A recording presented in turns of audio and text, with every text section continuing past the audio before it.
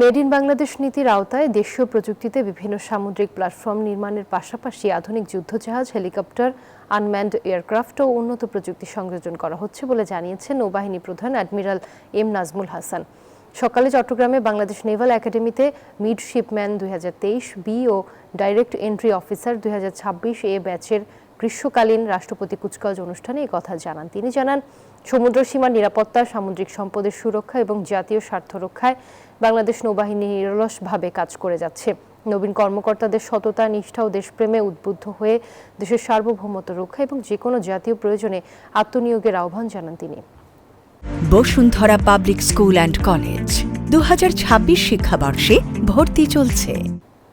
নিরাপত্তা ও সার্বভৌমত্ব নিশ্চিত করার মাধ্যমে দেশের সামগ্রিক উন্নয়ন এবং অগ্রগতি অর্জন করাই আমাদের মূল লক্ষ্য। বাংলাদেশের বিশাল সমুদ্র এলাকার নিরাপত্তা বিধানের লক্ষ্যে সকল প্রকার চ্যালেঞ্জ মোকাবেলার জন্য তোমাদেরকে নিরলসভাবে কাজ করতে হবে। দেশের সেবায় ভবিষ্যৎ কাণ্ডারী হিসেবে তোমরা আত্মনিয়োগ করবে, এটাই আমার প্রত্যাশা।